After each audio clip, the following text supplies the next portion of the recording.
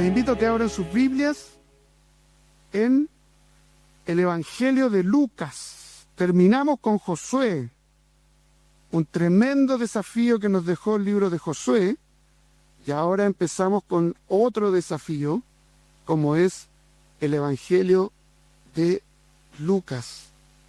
Lucas capítulo 1, de el versículo 1 al 4. Hoy comenzamos la serie El Código Belén, Soberanía, Gracia y la Ingeniería del Reino. Tenemos la posibilidad de prepararnos. Esta serie está con el objetivo de prepararnos para Navidad, ¿ya? Siempre se dice con el correcto sentido de la Navidad, ¿no? Este es un camino que vamos a realizar para prepararnos para la Navidad.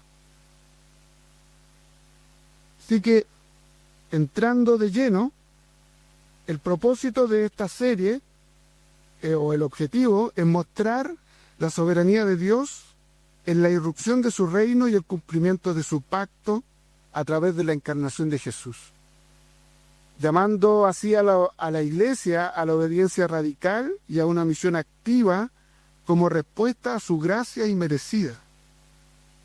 Que el Señor nos ha salvado para una misión, y nosotros debiésemos responder graciosamente a esta misión. Esta serie está basada en el Evangelio de Lucas, como decía, específicamente en los 2 primeros capítulos, la que veremos durante el mes de noviembre a diciembre. ¿Qué es un código? Cuando hablamos de código, ¿a qué nos estamos refiriendo? ¿Qué entendemos por un código? Nosotros, en nuestro contexto, podemos conocer el Código Civil, tenemos el código de barras, tenemos el código de las tarjetas bancarias, tenemos el código Morse, el código genético, etc. Entonces, tenemos en nuestro vocabulario la idea de código. ¿Pero qué es un código? El código es un conjunto de normas legales, sistemáticas, que regulan unitariamente una materia determinada. No nos dice mucho, ¿no? Más bien es una combinación de letras, números y otros caracteres que tienen un determinado valor dentro de un sistema establecido. Es como cuando tú y yo tenemos que entrar. ¿Quién tiene clave única, por ejemplo? Prácticamente todos tenemos que tener clave única, ¿no? Y ahí tenemos que ingresar, te dicen hasta 8 caracteres, hasta 10 caracteres, que sean números, letras, etc. Tiene que ver con esta combinación de letras, números u otros caracteres. El sinónimo de un código o del código es un reglamento, una recopilación, una compilación, una clave o una contraseña. Reglamento, recopilación, compilación, clave o contraseña. Por tanto, cuando hablamos del Código Belén, viene a ser una recopilación investigativa que cumple con todo el rigor, con todas las reglas de la época para ordenar los eventos históricos respecto del hecho más trascendente de la historia de la humanidad, como es la venida de Cristo Jesús, como el Hijo de Dios, para que así todos puedan comprender sencillamente cómo Dios, en su soberana gracia, estableció un plan redentor para la humanidad. Lucas lo que hace es establecer el código del plan redentor. Él lo escribe, él lo investiga, lo escribe y lo comparte, no solo para el destinatario que aparece aquí, Teófilo, sino que lo comparte para la iglesia. Este es nuestro código. Este es el Código Belén. El Código Belén está relacionado con el código que es el centro de la Escritura, el Señor Jesucristo.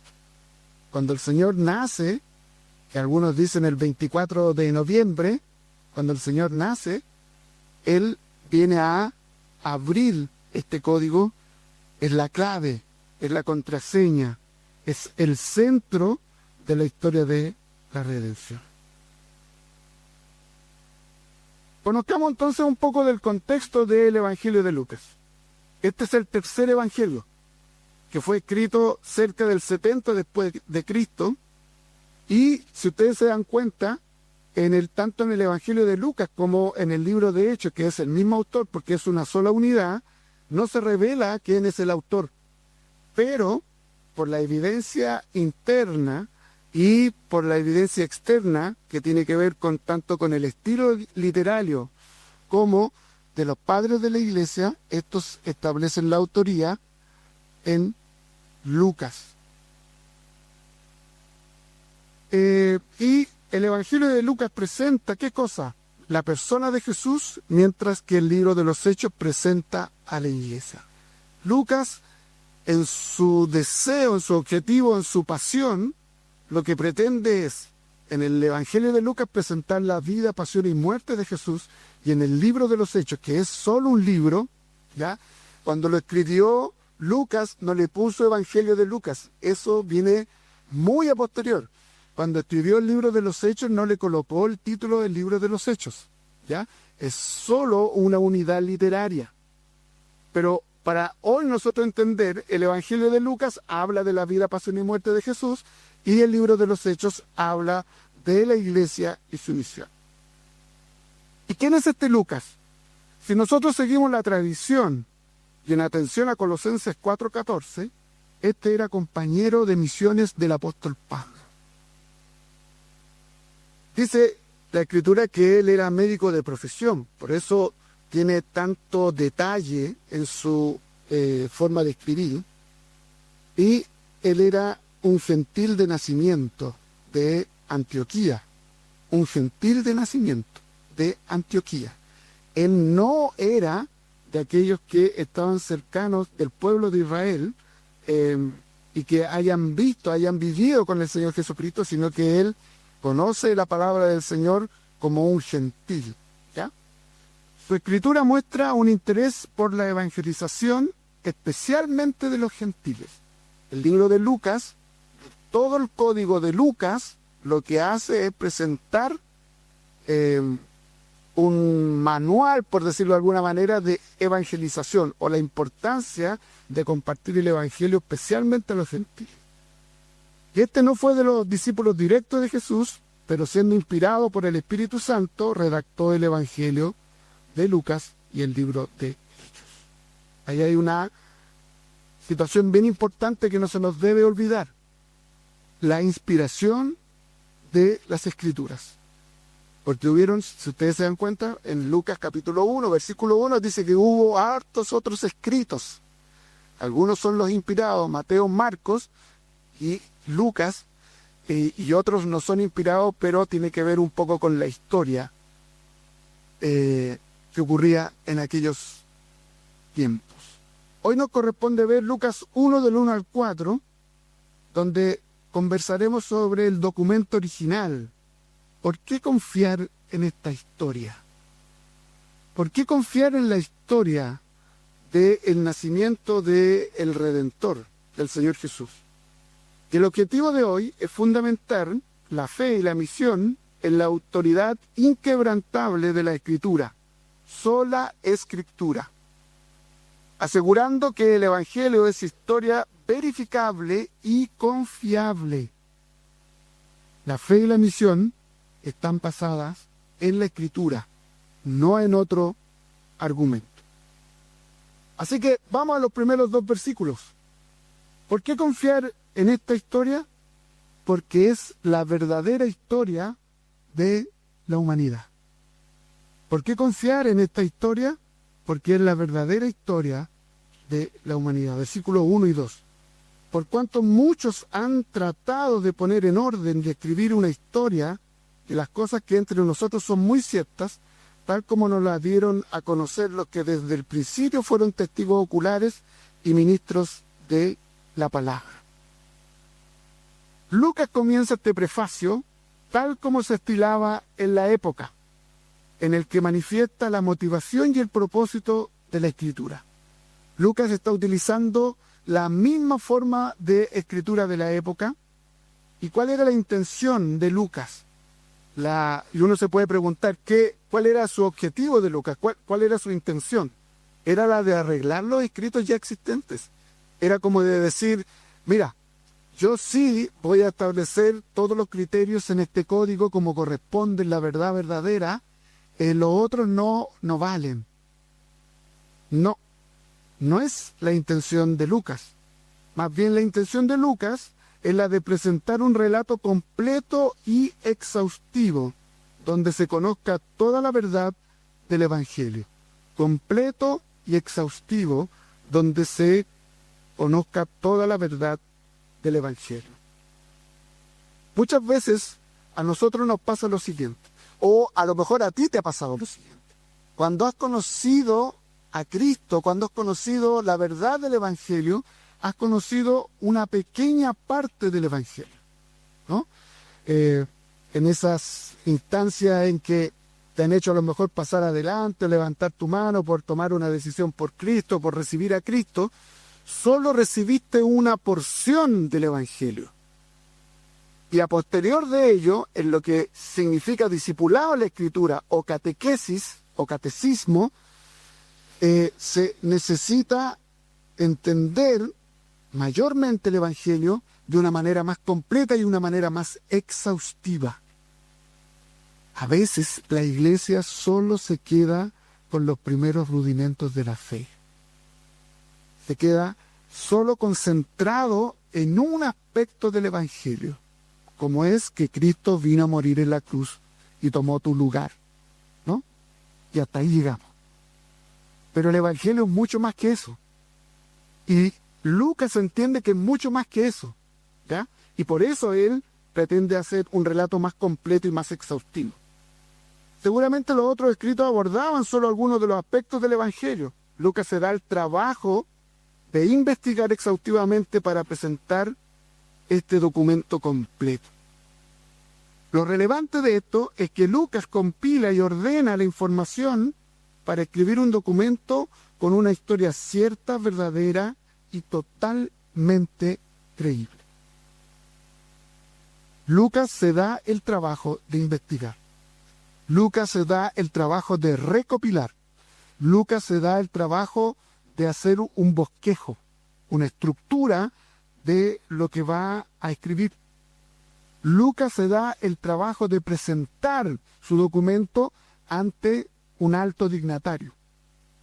Pero eso no es algo que salga del propio Lucas por sí mismo, sino que es el Espíritu Santo de Dios que lo lleva a investigar. Es el Espíritu Santo de Dios que lo lleva a recopilar. Es el Espíritu Santo que lo lleva a tomar ciertos eventos cronológicos y dejarlos registrados en su Evangelio. Es el Espíritu Santo. Lucas estaba escribiendo inspirado por el Espíritu Santo. ¿Qué cosa? La historia de la redención hasta ese instante. Era importante saber la historia de la redención hasta ese momento. Y esto como el cumplimiento del plan divino y de las profecías del Antiguo Testamento. Si ustedes se dan cuenta, al ver, y vamos a ir desmenuzando por lo menos estos dos primeros capítulos, si ustedes quieren seguir con el Evangelio de Lucas, se van a ir dando cuenta cómo tiene relación profunda con el Antiguo Testamento y cómo se van cumpliendo las profecías de este plan divino.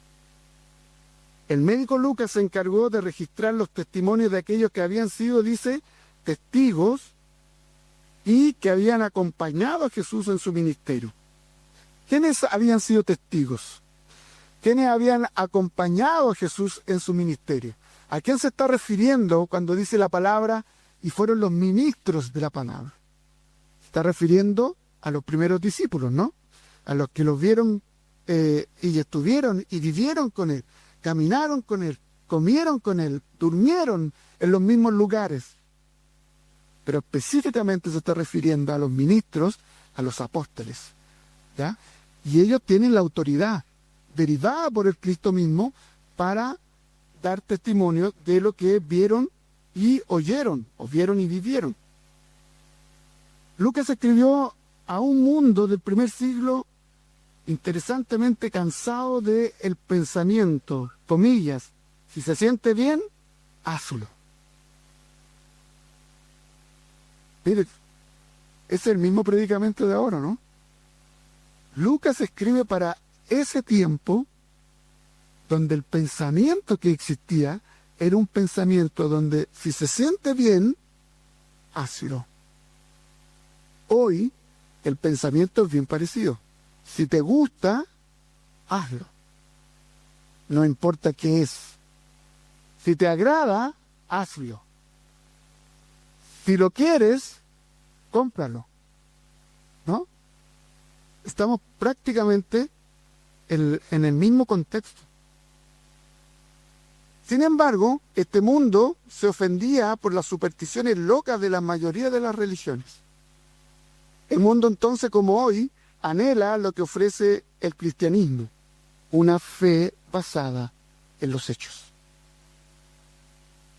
Nuestra fe es una fe basada en hechos históricos y verificables. No duden de ello, porque a veces dudamos de ello. Tu fe, mi fe, nuestra fe como comunidad, es una fe basada en hechos históricos verdaderos, verificables. Vamos al segundo punto. ¿Por qué confiar en esta historia? Porque es una historia verificable. Versículo 3. También a mí me ha parecido conveniente, después de haberlo investigado, todo con diligencia desde el principio, escribírtelas ordenadamente, excelentísimo Teófilo. Excelentísimo. Reverenderísimo, ¿no? Excelentísimo Teófilo. A Lucas el médico le pareció importante también escribir, pero de manera ordenada, con una secuencia cronológica de los grandes eventos, por lo tanto no es exhaustiva de la vida, pasión y muerte del Señor Jesucristo. Juan 21:25 nos dice que hay también muchas otras cosas que Jesús hizo, que si se escribieran en detalle, pienso que ni aún el mundo mismo podría contener los libros que se escribirían. ¿Ya? Aquí nos aclara un poco la idea. Lucas escribe de manera confiable, verificable, se concentra en los eventos históricos de manera exhaustiva, cronológicamente, pero no los coloca todos. Porque el propio Juan nos dice que si uno de los escritores colocara todo lo que Jesús hizo en su ministerio, no habría forma en el mundo de contener todos los libros en relación a lo que Cristo hizo cuando Él estuvo con nosotros.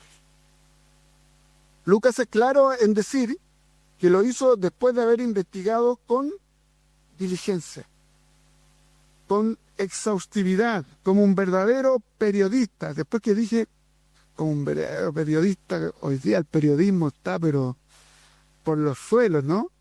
Sorry para los que son periodistas o estudiaron periodismo, pero es una de las profesiones que está bastante a maltraer. Pero por eso puse verdadero periodista, porque busca con diligencia, investiga con diligencia. Es casi como queriendo hacer un documental para que Teófilo lo pueda recibir de buena manera. Y lo hace con diligencia para que realmente quede escrito lo que es verdadero y trascendente. Esto es importante para el día de hoy. En la era de la digitalización que vivimos, especialmente de las redes sociales, las noticias vuelan, ¿no? Tanto las noticias buenas como las malas. Sin embargo, ese no es el problema. El problema es cuando vuelan las falsas noticias, lo que se conoce como las fake news. ¿Ya? Ahora incluso se creó un sistema para chequear las noticias falsas. No sé si ustedes saben, ¿no? Entonces ahora van a salir las noticias falsas de las noticias falsas de las noticias falsas. Porque todas estas noticias son manejadas, ¿no? Siempre hay una editorial detrás, siempre hay una mente maestra trabajando estas noticias. Por eso hoy más que nunca estamos obligados a confirmar la información que deambula en Internet. No todo lo que dice Internet es verdad. Lo repito, no todo lo que dice Internet es verdad. No todo lo que dice ChatGPT, Gemini y todos los demás es verdad. No todo lo que dicen las redes sociales son verdad. Papis, tengan cuidado con sus hijos en las redes sociales. Porque ahí andan personajes que se disfrazan de alguien que no son para poder cautivar a sus hijos, para poder engañar a sus hijos. Y eso trae consecuencias devastadoras a la familia cuando no se está pendiente de ello. Por lo tanto, hoy más que nunca debemos estar obligados a confirmar la información que deambula en Internet, porque esta puede llevarnos a decir y hacer cosas equivocadas, a repetir, a decir, a repetir, a hacer cosas que no corresponden. La fe cristiana, por lo tanto, no es una fe basada en el sentimiento o la emocionalidad o la experiencia sentimental. Está basada en hechos que pueden ser chequeados, verificados directamente en la Biblia, complementada con la historia, con la arqueología y con diversas ciencias del conocimiento. La fe, nuestra fe, no es una fe basada en los sentimientos, es una fe basada en hechos históricos que pueden ser chequeados y verificados. Esto es importante, hermanos. ¿Por qué? Porque Lucas lo que está haciendo es colocar la Escritura por encima de todos los relatos que se puedan dar en la época, y es algo que nosotros tenemos que rescatar en nuestro tiempo. En las 5.000 denominaciones evangélicas que hay en nuestro país, ¿sabían ustedes eso? 5.000 denominaciones que hay en nuestro país evangélicas. De esas 5.000, no todas predican el Evangelio basado en las Escrituras. No todas predican el Evangelio basado en las Escrituras. Muchas predican un Evangelio que es falso, porque si no está en la Escritura, no existe, es falso, basado en supuestos sueños, en supuestas revelaciones, en supuestas imaginaría, etc. Si no está en la Biblia, no existe. La Biblia dice, la propia Biblia, que es la palabra profética más segura, o la palabra profética más certera, donde nosotros podemos tener certeza. Por lo tanto, Lucas lo que está colocando es la palabra de Dios por encima de aquellas cosas que se pueden haber estado dando en la época de noticias falsas o medias sincretistas, medias combinadas. Hoy necesitamos hacer lo mismo. Hoy necesitamos nosotros, estamos terminando el periodo de la Reforma, salimos en septiembre del mes de la Biblia, entramos al mes de la Reforma, necesitamos poner en alto la palabra del Señor. Solo Escritura. Y por algo ese solo Escritura es el primer artículo de nuestra confesión de fe de Westminster. La Escritura es nuestra única regla de fe y de práctica. No otra cosa. Solo la Escritura. No lo que tú crees. Cuando tú aconsejas, no puedes dar un consejo de lo que tú crees que debiese ser. No puedes dar un consejo, una contención de lo que tú viviste en tu experiencia matrimonial, en tu experiencia laboral, en tu experiencia, etc. Lo que tú y yo tenemos que compartir es la Escritura. ¿Qué dice la Escritura respecto de ciertos temas? Porque cuando tú dices, la Escritura dice tal cosa, estás diciendo, Dios dice tal cosa. No tú, no yo. La Escritura dice tal cosa. Y que la gente se enoje con Dios, no contigo. ¿Cierto? Que la gente se moleste con Dios, no contigo. Es la Escritura. Tú y yo Necesitamos hablar más de la Escritura, conocer más de la Escritura para hablar más de la Escritura. Entonces, Lucas, habiendo ya leído el relato de Mateo y Marcos, quiso dar un tercer relato con énfasis en la comprensión y en el orden. Por lo tanto, Lucas es el evangelio más completo. Lucas documenta toda la historia de Jesús desde su anunciación con Juan el Bautista hasta la ascensión, ¿no? Si ustedes se dan cuenta, en el evangelio de Lucas se preocupó en complementar, tanto Mateo como Marcos, de los gentiles. Se preocupó de las mujeres, de los niños, de los pobres. Se preocupó de la oración, se preocupó de la acción del Espíritu Santo, se preocupó del gozo.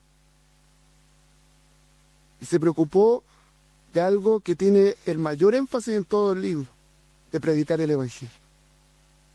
El Evangelio de Lucas es eminentemente evangelista.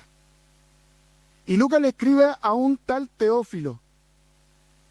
¿Quién era este Teófilo? Se conoce poco de Teófilo. Teófilo significa amado de Dios y se piensa que era una persona de la realeza o un oficial de alto rango en Roma. Interesante, porque uno de los comentarios que leía en medio tirado a rojo, ¿ya? Ustedes saben a lo que me refiero. Entonces hacía un hincapié de que el Evangelio de Lucas era solo para los pobres. Pero resulta que parte el Evangelio no con los pobres, parte con un alto dignatario, parte con la clase alta, parte con Plaza Italia para arriba, como le dicen algunos, ¿no? Y luego empieza a desarrollar todo su evangelio, abarcando todos los grupos etarios y abarcando todos los grupos sociales de la época. Porque el interés de Lucas no es la lucha de clases. El interés de Lucas es que el ser humano, independiente de su clase, independiente de su género, independiente de su edad, conozca la verdad del evangelio. En tercer lugar, ¿por qué confiar en esta historia? Porque es una verdad confiable.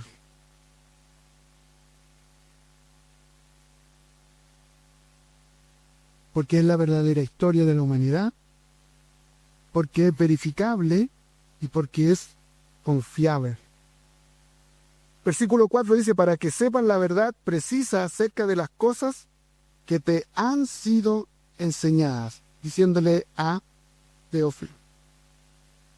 Es llamativo la preocupación que tenía Lucas, una preocupación real y sentida porque Teófilo conozca la verdad de manera plena. Eso llama la atención profundamente. Esto muestra el tremendo amor que Lucas tiene por el prójimo. En este caso de alguien de la clase alta, y cómo Lucas busca en todo su trabajo que otra persona pueda conocer el Evangelio de manera exhaustiva. Si ustedes se dan cuenta, es una gran enseñanza para nosotros. Porque nosotros, no hemos tenido esa labor de ser, esa bendición de ser inspirado por Dios para escribir un libro para que sea tratado o sea leído por una comunidad de esa época, ni menos ahora. Nosotros tenemos la Biblia ya completa, el canon completo. Tenemos la pega hecha. Tú y yo tenemos la pega absolutamente hecha. Y a veces tú y yo ni siquiera nos damos cuenta de que esa pega que estuvo totalmente hecha, solo concentrándonos en el Evangelio de Lucas, significó un arduo trabajo para que tú y yo conozcamos más del Señor Jesucristo. Hubo alguien, en este caso Lucas, que se tuvo que dedicar tiempo, esfuerzo, voluntad, recursos económicos, ir para allá, conversar con uno, con otro, seguramente pasar algún mal rato.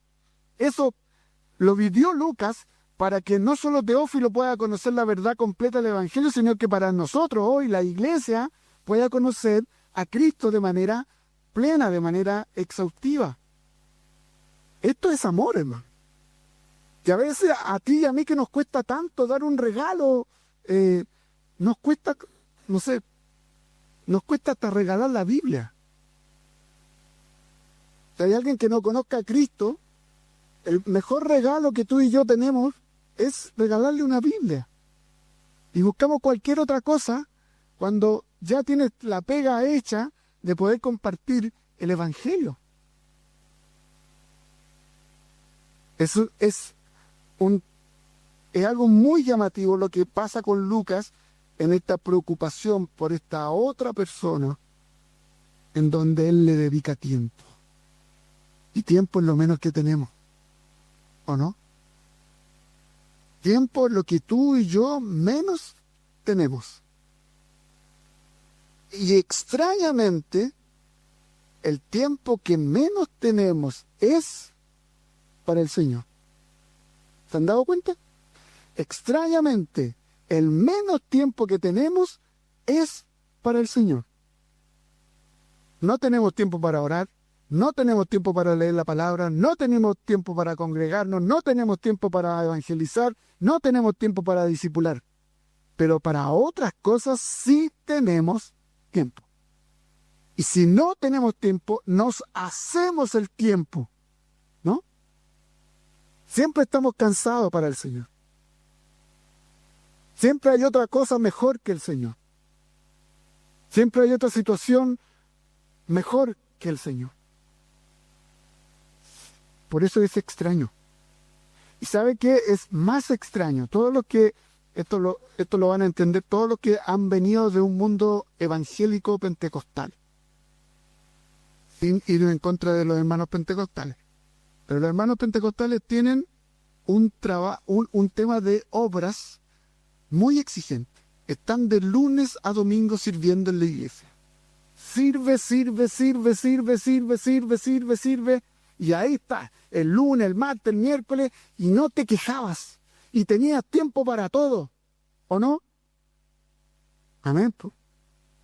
Pero resulta que conociste la verdad del Evangelio, conociste los 5 puntos del calvinismo, conociste la verdad de la gracia, te hiciste parte del mundo reformado, te hiciste parte del mundo presbiteriano, y hoy no tienes tiempo. Es extraño, ¿no? Eso es relativizar la gracia de Dios. Eso es relativizar, eso es rebajar lo que Cristo hizo por ti y por mí. Con eso no estoy diciendo que tenemos que volvernos activistas, sino que tenemos que evaluar nuestro tiempo. Porque tenemos 24 horas, tú y yo tenemos el mismo tiempo. Y a veces desperdiciamos el tiempo.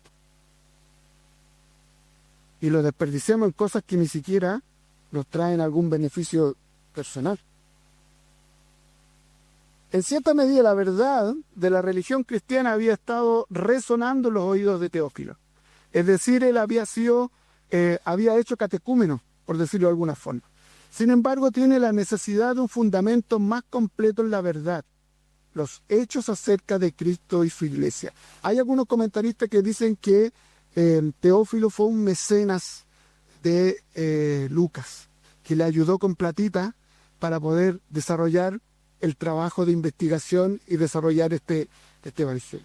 No hay certeza de ello, pero tampoco hay algo en contra.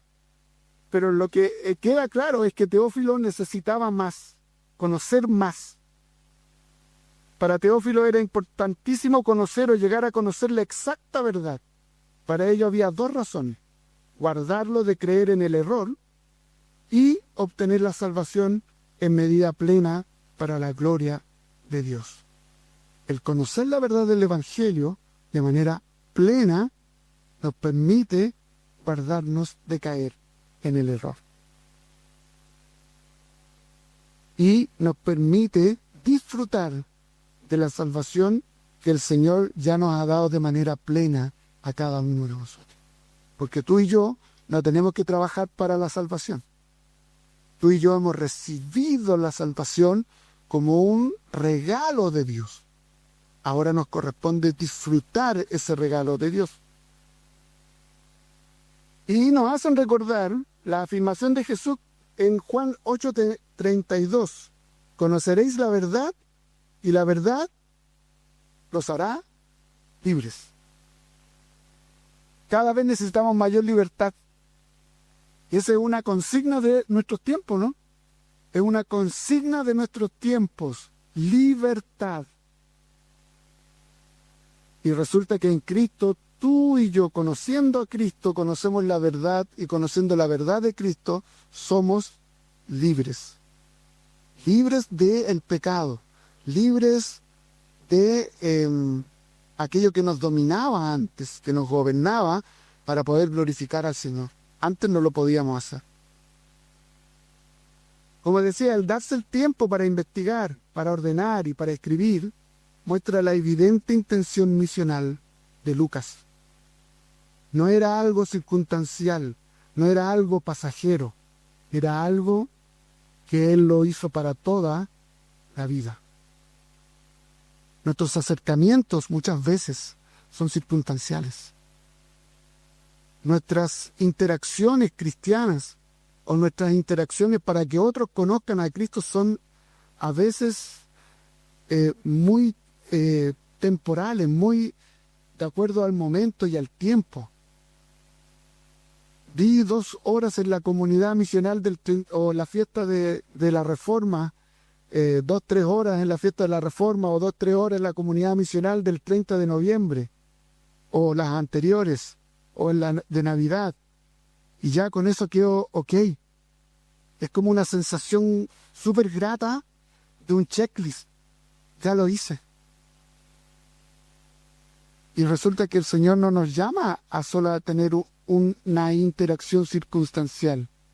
El Señor nos ha mandado a ser discípulos de el Señor Jesucristo. Es algo más intencional, es más del tiempo, es más esfuerzo, es más recursos, es más disponerte para bendecir a otros. Es como, ya vengo, sí, voy a hacer, y preparamos la actividad, preparamos esto, preparamos la vigilia, preparamos el culto, preparamos todo. Perfecto. Checklist del domingo. Vine al culto. Si tú vienes al culto, si yo vengo al culto para cumplir un checklist, para sentirme bien y no sentirme culpable, no estamos adorando al Señor. No estás adorando al Señor. Esa adoración, ese cántico, esa oración que hiciste aquí, la participación de la cena, no llega ni siquiera al techo. Porque viene con el sentido totalmente desenfocado. Cuando venimos solo al culto, porque tengo que servir en la alabanza, en audio, porque tengo que servir con los niños, porque tengo que dirigir, porque tengo que predicar, etc., y no con el sentido de adoración, no estoy adorando al Señor. Si los hermanos que están aquí en el grupo de alabanza no están adorando, no creen en el Señor al cual le están cantando, no llega su adoración con un olor grato delante del Señor. Si la persona que está dirigiendo el culto, el liturgo, no lo hace en adoración al Señor, esa liturgia no llega a la presencia del Señor. ¿Quién predica acá si no lo hace para adorar al Señor y lo hace para cumplir o lo hace solo para recibir? Hoy lo hiciste bien, estuvo súper buena tu predicación, hoy me gustó. Eso no es para la adoración del Señor. Todo lo que hacemos debe siempre llevar el encauce de la gloria del Señor. Eso significa que tenemos que disponernos. ¿Tú y yo nos disponemos para venir a adorar? ¿Nos preparamos para adorar? ¿La iglesia se prepara para venir a adorar? ¿O viene desgastada a orar? Porque déjame decir que si tú vienes a cargar las pilas, el estanque para enfrentar una nueva semana, eso no es lo que la Biblia nos enseña. La Biblia lo que nos enseña es que yo vengo a entregar mi adoración en el día del Señor. ¿Eso qué es? Es que yo preparo mi adoración. Me preparo durante la semana para venir a adorar. Y no es algo circunstancial. Tenemos mucho que aprender de esta verdadera intencionalidad misional que tiene nuestro hermano Lucas. Y ya yendo al final, queridos, como aplicaciones. La primera, en tiempos de confusión como los que vivimos, debemos confiar en los evangelios como testimonios históricos verdaderos de la gracia de Dios. En segundo lugar, como cristianos, no necesitamos una fe ciega, sino una fe informada, centrada solo en la Escritura.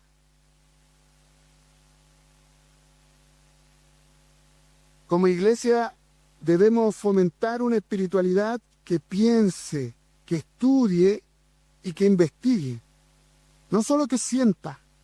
Por ello, como pastores de la Grey, debemos enseñar con rigor bíblico para así evitar los problemas doctrinales que provocan, ¿qué cosa? Una inseguridad espiritual. Cuando hay inseguridad espiritual es porque hay un problema doctrinal. Cuando hay un problema doctrinal es porque tenemos un problema de comunicación con Dios. Y por último, queridos, una fe instruida es una fe segura. Una fe segura es una fe apasionada. Una fe apasionada es una fe misional. Y una fe misional es una fe que glorifica a Dios.